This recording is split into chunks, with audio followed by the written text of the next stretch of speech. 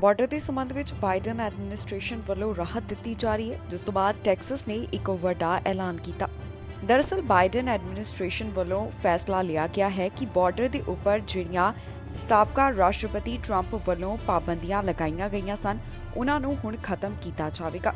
ਦਰਅਸਲ Trump administration ਵੱਲੋਂ pandemic ਐਰਾ health orders border ਦੇ ਉੱਪਰ ਲਗਾ ਦਿੱਤੇ, ਜਿਸ ਨਾਲ ਮਾਈਗ੍ਰੈਂਟਸ ਦੇ ਦਾਖਲੇ ਦੇ ਉੱਪਰ ਰੋਕ ਲਗਾਈ ਗਈ ਸੀ। ਪਰ ਹੁਣ ਬਾਈਡਨ ਐਡਮਿਨਿਸਟ੍ਰੇਸ਼ਨ ਵੱਲੋਂ ਇਹ ਕਿਹਾ ਗਿਆ ਕਿ ਉਹਨਾਂ ਵੱਲੋਂ ਇਹ ਪਾਬੰਦੀਆਂ ਖਤਮ ਕੀਤੀਆਂ ਜਾਣਗੀਆਂ। ਪਿਛਲੇ ਦਿਨੀ ਇਹ ਵੀ ਜਾਣਕਾਰੀ ਸਾਹਮਣੇ ਆਈ ਸੀ ਕਿ ਕੁਝ ਸਟੇਟਸ ਵੱਲੋਂ ਇਹ ਫੈਸਲਾ ਲਿਆ ਗਿਆ ਕਿ ਉਹ ਬਾਈਡਨ ਦੇ ਖਿਲਾਫ ਮੁਕੱਦਮਾ ਦਰਜ ਕਰਨਗੇ। ਇਸ ਬਾਰੇ ਜੋ ਤਾਜ਼ਾ ਜਾਣਕਾਰੀ ਸਾਹਮਣੇ ਆਈ ਹੈ, ਉਸ ਮੁਤਾਬਕ ਟੈਕਸਸ ਦਾ ਕਹਿਣਾ ਹੈ ਕਿ ਅਨਡਾਕੂਮੈਂਟ ਮਾਈਗ੍ਰੈਂਟਸ ਦੀਆਂ ਬੱਸਾਂ ਉਹਨਾਂ ਵੱਲੋਂ ਯੂਐਸ ਕੈਪੀਟਲ ਦੇ ਵਿੱਚ ਭੇਜੀਆਂ ਜਾਣਗੀਆਂ। ਇਸ ਬਾਰੇ ਪਿਛਲੇ ਦਿਨੀ ਗਵਰਨਰ ਜਨਰਲ ਵੱਲੋਂ ਐਲਾਨ ਕੀਤਾ ਗਿਆ। ਉਹਨਾਂ ਵੱਲੋਂ ਇਸ ਵਾਸਤੇ 900 ਚਾਰਟਰ ਬੱਸਾਂ ਅਸੈਂਬਲ ਕੀਤੀਆਂ ਗਈਆਂ ਨੇ। ਦੱਸ ਦਈਏ ਕਿ ਇਸ ਰਿਪਬਲਿਕਨ ਗਵਰਨਰ ਵੱਲੋਂ ਲਗਾਤਾਰ ਰਾਸ਼ਟਰਪਤੀ ਬਾਈਡਨ ਦੇ ਬਾਰੇ ਬਿਆਨ ਦਿੱਤੇ ਜਾ ਰਹੇ ਨੇ। ਜ਼ਿਕਰਯੋਗ ਹੈ ਕਿ ਬਾਈਡਨ ਐਡਮਿਨਿਸਟ੍ਰੇਸ਼ਨ ਵੱਲੋਂ ਕਿਹਾ ਗਿਆ ਸੀ ਕਿ ਉਹਨਾਂ ਵੱਲੋਂ ਕੁਝ ਅਜਿਹੀਆਂ ਇਮੀਗ੍ਰੇਸ਼ਨ ਪਾਲਿਸੀ ਲਿਆਂਦੀਆਂ ਜਾਣਗੀਆਂ ਤਾਂ ਕਿ ਪਾਬੰਦੀਆਂ ਨੂੰ ਖਤਮ ਕੀਤਾ ਜਾਵੇ, ਜਿੱਥੇ ਉਹਨਾਂ ਵੱਲੋਂ ਟਾਈਟਲ 42 ਦੀ ਵਰਤੋਂ ਕੀਤੀ ਜਾਵੇਗੀ। ਇਸ ਦੀ ਸ਼ੁਰੂਆਤ 23 ਮਈ ਤੋਂ ਹੋਣ ਜਾ ਰਹੀ ਹੈ। ਇਸ ਸਭ ਤੋਂ ਬਾਅਦ ਹੀ ਟੈਕਸਸ ਵੱਲੋਂ ਅਨਡਾਕੂਮੈਂਟ ਇਮੀਗ੍ਰੈਂਟਸ ਦੀਆਂ ਬੱਸਸ ਯੂਐਸ ਕੈਪੀਟਲ ਦੇ ਵਿੱਚ ਭੇਜੀਆਂ ਜਾ ਰਹੀਆਂ ਨੇ। ਅਮਰੀਕਾ ਵੱਲੋਂ ਰੂਸ ਦੇ ਖਿਲਾਫ ਇੱਕ ਹੋਰ ਵੱਡਾ ਕਦਮ ਚੁੱਕਿਆ ਗਿਆ, ਜਿੱਥੇ ਰਸ਼ੀਆ ਦੇ ਤੇਲ ਅਤੇ ਗੈਸ ਇੰਪੋਰਟ ਦੇ ਉੱਪਰ ਰੋਕ ਲਗਾ ਦਿੱਤੀ ਗਈ ਹੈ। ਕਾਂਗਰਸ ਵੱਲੋਂ ਇਸ ਨਾਲ ਸੰਬੰਧਿਤ ਬਿੱਲ ਪਾਸ ਕਰ ਦਿੱਤਾ ਗਿਆ, ਜਿਸ ਤੋਂ ਬਾਅਦ ਇਹ ਰਾਸ਼ਟਰਪਤੀ ਬਾਈਡਨ ਨੂੰ ਭੇਜ ਦਿੱਤਾ ਗਿਆ ਹੈ। ਦਰਅਸਲ ਅੱਜ ਆਇਲ ਇੰਪੋਰਟ ਨੂੰ ਲੈ ਕੇ ਕਾਂਗਰਸ ਵੱਲੋਂ ਬਿੱਲ ਪਾਸ ਕੀਤਾ ਗਿਆ। ਸੈਨੇਟ ਦੇ ਵਿੱਚ ਇਸ ਬਿੱਲ ਨੂੰ 100-0 ਦੇ ਨਾਲ ਪਾਸ ਕੀਤਾ ਗਿਆ ਸੀ। ਹਾਊਸ ਦੇ ਵਿੱਚ ਇਸ ਨੂੰ 413/9 ਵੋਟਸ ਦੇ ਨਾਲ ਮਨਜ਼ੂਰ ਕਰ ਲਿਆ ਗਿਆ। ਹੁਣ ਇਸ ਸਭ ਤੋਂ ਬਾਅਦ ਇਹ ਬਿੱਲ ਰਾਸ਼ਟਰਪਤੀ ਜੋ ਬਾਈਡਨ ਤੱਕ ਪਹੁੰਚਾ ਦਿੱਤਾ ਗਿਆ ਹੈ ਤਾਂ ਕਿ ਇਸ ਨੂੰ ਕਾਨੂੰਨ ਬਣਾ ਦਿੱਤਾ ਜਾਵੇ। ਇਸ ਬਿੱਲ ਦੇ ਨਾਲ ਇਹ ਹੋਵੇਗਾ ਕਿ ਰੂਸ ਤੋਂ ਆਉਣ ਵਾਲੇ ਤੇਲ, ਗੈਸ ਤੇ ਕੋਲ ਦੇ ਉੱਪਰ ਰੋਕ ਲਗਾ ਦਿੱਤੀ ਜਾਏਗੀ। ਜ਼ਿਕਰਯੋਗ ਹੈ ਕਿ ਅਮਰੀਕਾ ਵੱਲੋਂ ਲਗਾਤਾਰ ਰੂਸ ਖਿਲਾਫ ਸਖਤੀ ਕੀਤੀ ਜਾ ਰਹੀ ਹੈ ਤੇ ਕਈ ਤਰ੍ਹਾਂ ਦੀਆਂ ਪਾਬੰਦੀਆਂ ਲਗਾਈਆਂ ਜਾ ਰਹੀਆਂ ਨੇ ਤਾਂ ਕਿ ਰੂਸ ਨੂੰ ਆਰਥਿਕਤਾ ਦੇ ਪੱਖੋਂ ਕਮਜ਼ੋਰ ਕੀਤਾ ਜਾ ਸਕੇ ਤੇ ਉਹ ਇਸ ਜੰਗ ਨੂੰ ਖਤਮ ਕਰ ਦੇਣ। ਇਸ ਤੋਂ ਪਹਿਲਾਂ ਵੀ ਅਮਰੀਕਾ ਵੱਲੋਂ ਕਈ ਤਰ੍ਹਾਂ ਦੀਆਂ ਪਾਬੰਦੀਆਂ ਦਾ ਐਲਾਨ ਕਰ ਦਿੱਤਾ ਗਿਆ।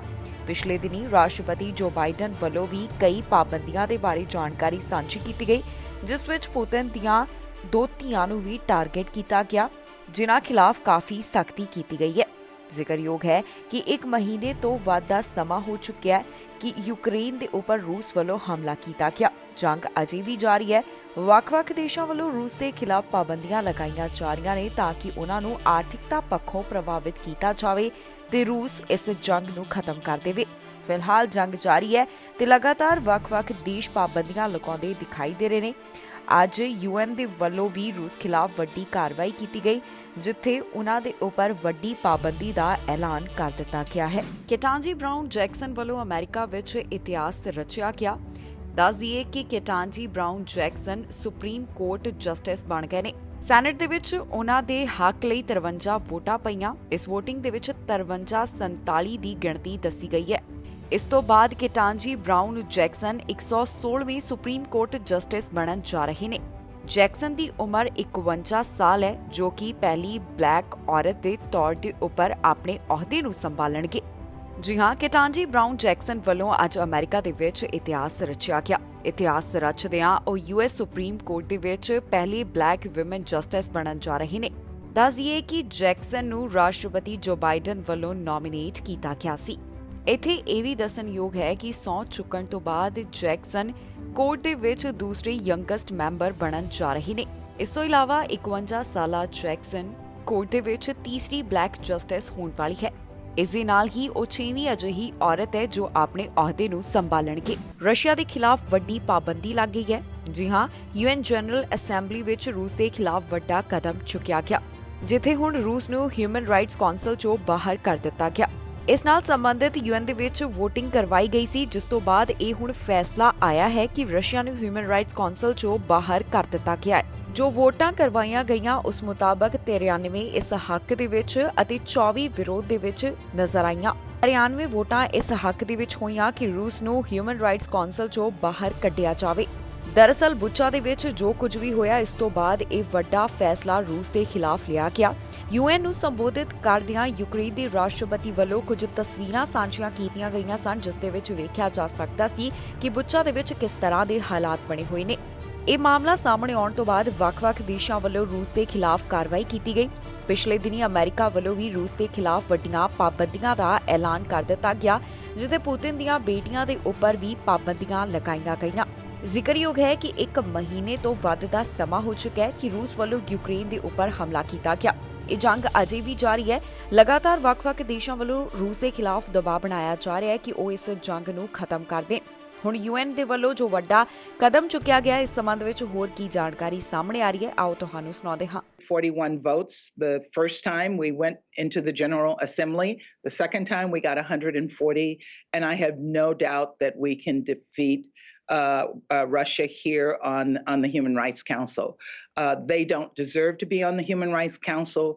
Every single country in the General Assembly, they know that. How they vote will be very, very important, and we're engaging with every single country to encourage them to support this effort.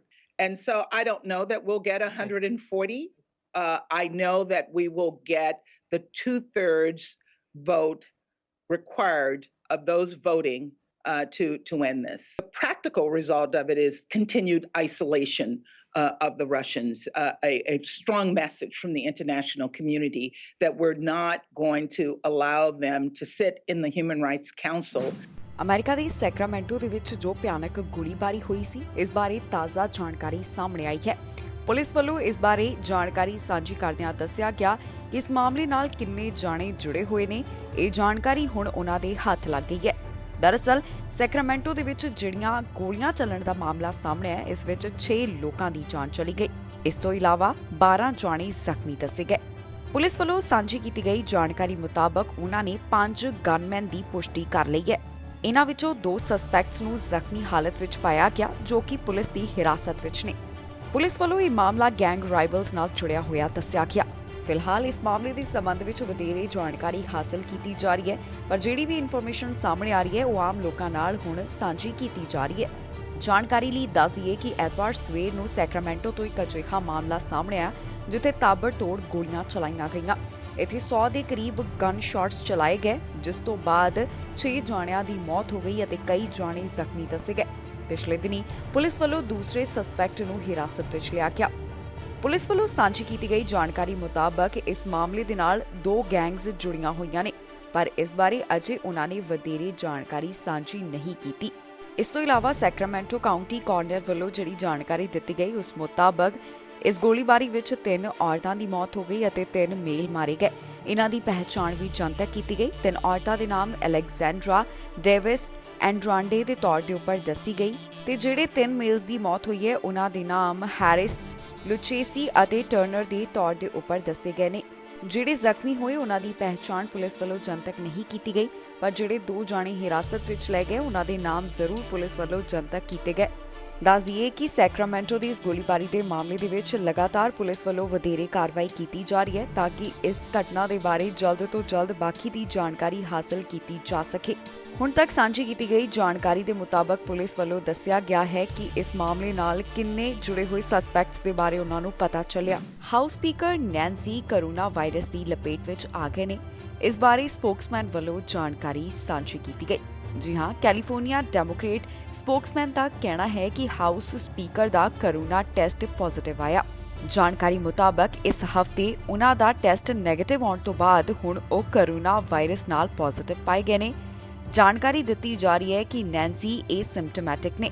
ਇਸ ਬਾਰੇ Nancy ਦੇ deputy chief of staff ਵੱਲੋਂ tweet ਕਰਕੇ ਜਾਣਕਾਰੀ ਸਾਂਝੀ ਕੀਤੀ ਗਈ, ਜਿੱਥੇ ਉਹਨਾਂ ਨੇ ਦੱਸਿਆ ਕਿ ਸਪੀਕਰ ਵੱਲੋਂ ਕੋਵਿਡ-19 ਵੈਕਸੀਨ ਦੇ ਦੋਨੋਂ ਟੀਕੇ ਲਗਵਾਏ ਗਏ। ਇਸ ਤੋਂ ਇਲਾਵਾ ਉਹਨਾਂ ਨੇ ਬੂਸਟਰ ਡੋਜ਼ ਵੀ ਹਾਸਲ ਕੀਤਾ, ਜਿਸ ਕਾਰਨ ਉਹ ਪੂਰੀ ਤਰ੍ਹਾਂ ਸੁਰੱਖਿਅਤ ਨੇ। ਦੱਸ ਦਈਏ ਕਿ ਨੈਂਸੀ ਦੀ ਉਮਰ 82 ਸਾਲ ਹੈ, ਜੋ ਕਿ ਸਪੀਕਰ ਆਫ ਹਾਊਸ ਨੇ। ਹਾਲ ਹੀ 'ਚ ਉਹਨਾਂ ਨੇ ਇੱਕ ਨਿਊਜ਼ ਕਾਨਫਰੰਸ ਕਰਨੀ ਸੀ, ਜਿਸ ਤੋਂ ਪਹਿਲਾਂ ਉਹਨਾਂ ਦਾ ਟੈਸਟ ਪੋਜ਼ਿਟਿਵ ਆ ਗਿਆ। ਹੁਣ ਇਸ ਨਿਊਜ਼ ਕਾਨਫਰੰਸ ਨੂੰ ਰੱਦ ਕਰ ਦਿੱਤਾ ਗਿਆ, ਜੋ ਕਿ ਰਿਪੋਰਟਰਸ ਨਾਲ ਹੋਣ ਵਾਲੀ ਸੀ। ਇਸ ਤੋਂ ਇਲਾਵਾ ਇੱਕ ਹੋਰ ਇਵੈਂਟ ਨੂੰ ਅੱਗੇ ਵਧਾਇਆ ਜਾ ਰਿਹਾ ਹੈ। ਜਾਣਕਾਰੀ ਮੁਤਾਬਕ ਇਸ ਸਮੇਂ ਨੈਂਸੀ ਨੂੰ ਕੋਰੋਨਾ ਵਾਇਰਸ ਦਾ ਕੋਈ ਵੀ ਲੱਛਣ ਨਹੀਂ ਹੈ, ਜਾਣੀ ਕਿ ਉਹ ਐਸਿम्प्टोमैटिक ਨੇ। ਇਸ ਹਫਤੇ ਸ਼ੁਰੂਆਤ ਦੇ ਵਿੱਚ ਨੈਂਸੀ ਦੀ ਕੋਰੋਨਾ ਰਿਪੋਰਟ ਨੈਗੇਟਿਵ ਆਈ ਸੀ।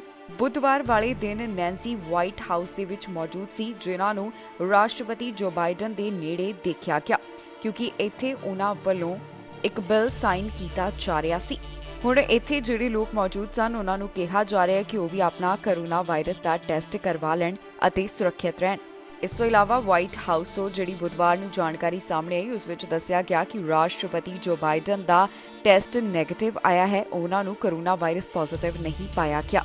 ਇਸ ਤੋਂ ਇਲਾਵਾ ਉਹਨਾਂ ਦਾ ਹੁਣ ਕੋਰੋਨਾ ਟੈਸਟ ਰੈਗੂਲਰਲੀ ਕੀਤਾ ਜਾਵੇਗਾ। ਜ਼ਿਕਰਯੋਗ ਹੈ ਕਿ ਪਿਛਲੇ ਸਮੇਂ ਤੋਂ ਕਈ ਵੱਡੇ ਨੇਤਾ ਕੋਰੋਨਾ ਵਾਇਰਸ ਦੀ ਲਪੇਟ ਵਿੱਚ ਆ ਚੁੱਕੇ ਨੇ। ਸਾਬਕਾ ਰਾਸ਼ਟਰਪਤੀ ਬਰੈਕ ਓਬਾਮਾ ਦੀ ਵੀ ਰਿਪੋਰਟ ਪੋਜ਼ਿਟਿਵ ਆ ਚੁੱਕੀ ਹੈ, ਜਿਸ ਦੇ ਬਾਰੇ ਜਾਣਕਾਰੀ ਸਾਂਝੀ ਕੀਤੀ ਗਈ ਸੀ।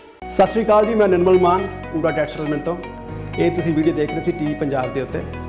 ਇਹੋ ਜਿਹੇ ਹੋਰ ਜਾਣਕਾਰੀ ਭਰਪੂਰ ਵੀਡੀਓ ਦੇਖਣ ਵਾਸਤੇ ਟੀਵੀ ਪੰਜਾਬ ਦੇ ਚੈਨਲ ਨੂੰ ਸਬਸਕ੍ਰਾਈਬ ਕਰੋ ਤੇ ਨਾਲ ਹੇਠ ਦਿੱਤੇ ਹੋਏ ਬੈਲ ਆਈਕਨ ਦੇ ਬਟਨ ਦਬਾਓ। ਸਤਿ ਸ਼੍ਰੀ ਅਕਾਲ।